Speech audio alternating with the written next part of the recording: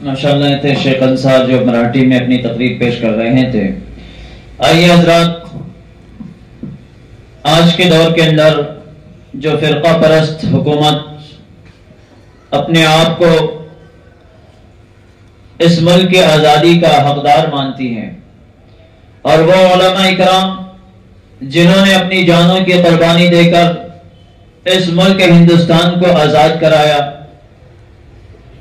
وہ علماء اکرام جن کے آنے کی خبر سن کر ہزاروں نہیں بلکہ لاکھوں کا مجمع ان کے استقبال کے لیے جمع ہو جاتا تھا، وہ علماء اکرام جن کے درس کے اندر ہزاروں طلباء اکرام بیٹھ کر درس سنا کرتے تھے، وہ علماء اکرام جو مدینے جیسی سرزمین کو چھوڑ کر ملک ہندوستان کی آزادی کے لیے یہاں پر اپنے آپ کو قربان کیا، وہ علماء اکرام جنہوں نے اپنی ایسی زندگی کو چھوڑی کہ اگر وہ چلتے تو ان کے ماننے والے ان کے پیروں کے نیچے اپنے ہاتھوں کو نچھاور کر دیتے، اگر وہ کچھ بول دیتے تو ان کی بات کو نیچے گرنے نہیں دیتے بلکہ کانوں کان سنتے ہی لبیک کہنے والے ہوتے۔ ایسے مجمع کو چھوڑ کر، ایسے اپنے استقبال کو چھوڑ کر وہ علماء اکرام نے اپنی جانوں کی قربانی دی، اپنے مالوں کی قربانی دی، اپنے گھر بار کو چھوڑا، اور آج یہ باطل طاقتیں ان علماء اکرام کا نام و نشان مٹانے پہ تلی ہوئی ہے۔ آئیے یوم آزادی کے اندر علماء اکرام کا کردار اور یوم آزادی میں علماء اکرام کی قربانی، اسی عنوان پر تقریر پیش کرنے کے لیے میں ہمارے مدرسے کے بہت ہی ہونہار طالب علم حافظ سید ریحان ابن سید عبدالرشید ہپلگا، میں انہیں دعوت دیتا ہوں کہ وہ آئیں یوم آزادی میں علماء اکرام کا کردار اس عنوان پر اپنی تقریر کو پیش کریں۔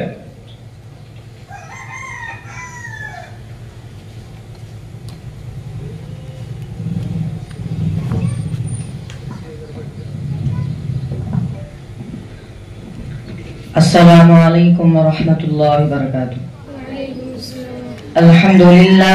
الحمدللہ کفا وسلام علی عبادہ الذین اصطفی، اما بعد۔ جناب صدر محترم اور اسٹیج پر رونق افروز مہمانان اکرام اور میرے معزز اساتذہ اکرام اور میرے عزیز ساتھیوں، میری تقریر کا عنوان ہے جنگ آزادی مسلمانوں کا کردار۔ ہندوستان کو طویل جد و جہد کے بعد آزادی کی نعمت حاصل ہوئی، جس کے لیے ہمارے اسلاف نے زبردست قربانیوں کا نذرانہ پیش کیا، جان و مال کی قربانیاں دی، تحریکیں چلائیں، تختے دار پر چڑھے، پھانسی کے پھندے کو جرأت و حوصلہ اور کمال بہادری کے ساتھ بخوشی گلے لگایا، قید و بند کی صعوبتیں جھیلی اور حصول آزادی کی خاطر میدان جنگ میں نکل پڑے۔ آخر غیر ملکی انگریز ملک سے نکل جانے پر مجبور ہوئے۔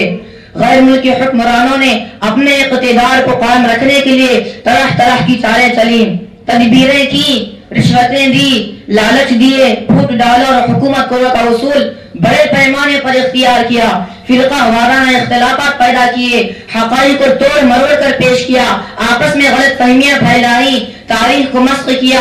انگریزوں نے ہندوستان کے معصوم باشندوں پر ظلم و ستم کے پہاڑ توڑے اور ناحق لوگوں کو تختے دار پر لٹکایا، ہندوستانیوں پر ناحق گولیاں چلائی، چلتی ریلوں پر سے اٹھا کر باہر پھینکا، مگر ان کے ظلم و ستم کو روکنے اور طوق غلامی کو گردن سے نکالنے کے لیے بہادر مجاہدین آزادی نے ان کا مقابلہ کیا اور ملک کو آزاد کر کے ہی اطمینان کا سانس لیا۔ انگریزوں سے باقاعدہ منظم جنگ نواب سراج الدولہ کے نانا علی وردی خان نے 1754 عیسوی میں کی اور ان کو شکست دی۔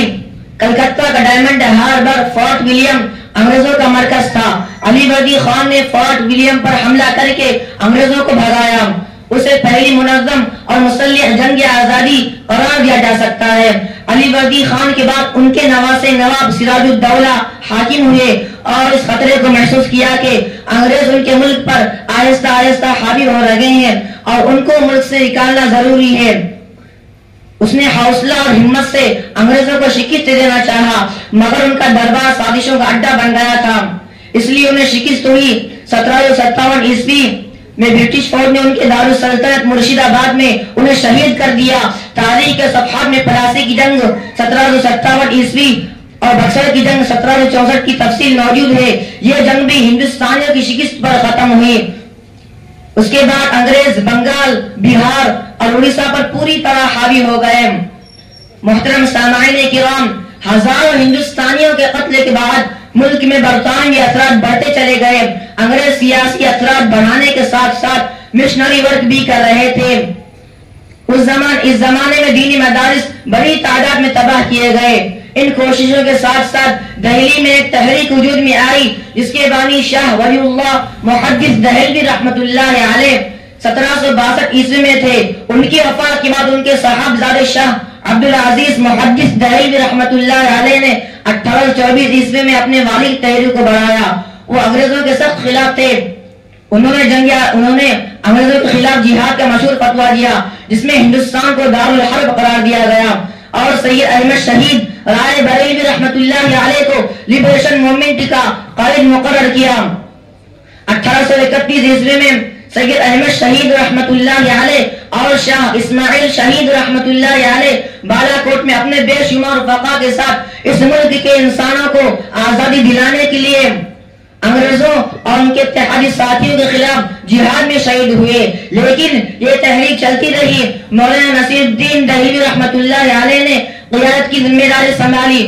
1840 عیسوی میں آپ کی وفات ہوئی۔ ان کے بعد مولانا ولایت علی عظیم آبادی رحمت اللہ علیہ اور ان کے بھائی مولانا عنایت علی عظیم آبادی رحمت اللہ علیہ نے اس تحریک کو زندہ رکھنے میں اہم کردار ادا کیا۔ اس طرح جہاد کا قافلہ برابر رواں دواں رہا حتیٰ کہ سن 57 تک لے آیا۔ علماء کی اس تحریک کو انگریزوں نے وہابی تحریک کے نام سے مشہور کیا جو نزدیک محمد بن عبد الوہاب نامی عالم کے نظریات پر مبنی تھی، لیکن حقیقت یہ ہے کہ اس تحریک کے اکثر افراد ہندوستان ہی کے مشہور عالم شاہ ولی اللہ محدث دہلوی رحمت اللہ علیہ کے تربیت یافتہ تھے اور یہ تحریک انہی کی نظریات پر مبنی تھی، اس لیے اسے ولی اللہ تحریک کا نام دیا جانا چاہیے۔ 1857 عیسوی میں شاملی ضلع مظفر نگر کے میدان میں علماء دیوبند نے انگریزوں سے باقاعدہ جنگ کی جس کے امیر حاجی امداد اللہ مہاجر مکی رحمت اللہ علیہ تھے مقرر ہوئے اور اس کی قیادت مولانا رشید احمد گنگوہی رحمت اللہ علیہ اور مولانا قاسم نانوتوی رحمت اللہ علیہ اور مولانا مدیر نانوتوی رحمت اللہ علیہ کر رہے تھے۔ اس جنگ میں حافظ بامی شہید ہوئے۔ مولانا نصیر الدین دہلوی رحمت اللہ علیہ انگریزوں کی گولی لگ کر زخمی ہوئے۔ دیوبند میں قبرستان قاسمی میں آسودہ خواب ہیں۔ حاجی امداد اللہ مہاجر مکی رحمت اللہ علیہ نے یہ محسوس کرتے ہوئے کہ ان حالات میں ملک میں رہ کر اپنے مشن کو برقرار رکھنا ممکن نہیں، مکہ مکرمہ ہجرت کر گئے۔ وہاں سے انہوں نے اپنے مریدین و متوسلین کے ذریعے ہندوستان میں اپنے فیض و ہدایت کا سلسلہ جاری رکھا۔ ہدایت و فیض کا سلسلہ جاری رکھا۔ 1899 عیسوی میں آپ کی وفات ہوئی اور جنت المعلا میں دفن ہوئے۔ مولانا رشید احمد گنگوہی رحمت اللہ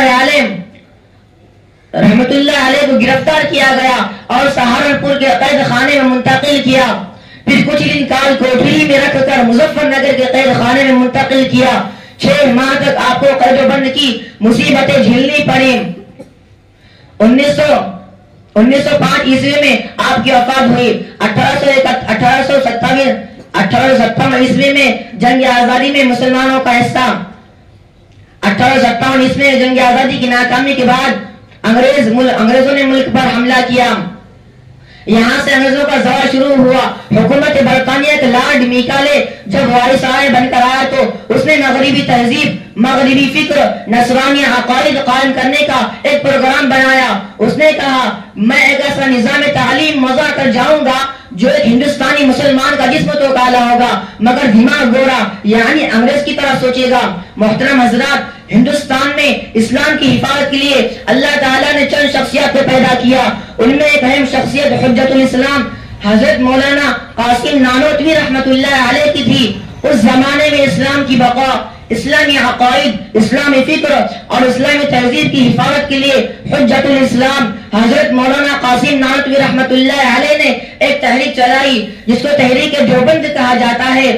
جگہ جگہ مدرسے قائم کیے، اس مقصد کے لیے انہوں نے اپنے رفاقا کی مدد سے سن 1866 عیسوی میں دیوبند میں ایک دارالعلوم کی بنیاد رکھی تاکہ مسلمانوں میں نظم پیدا کرے جو ان کو اسلام اور مسلمانوں کی اصل شکل قائم رکھنے میں معین ہو۔ ایشیا کی اس عظیم درسگاہ کا آغاز دیوبند کی ایک مسجد سے ہوا اور جسے دارالعلوم دیوبند کے نام سے شہرت و مقبولیت حاصل ہوئی۔ بقول حضرت حاجی امداد اللہ مہاجر مکی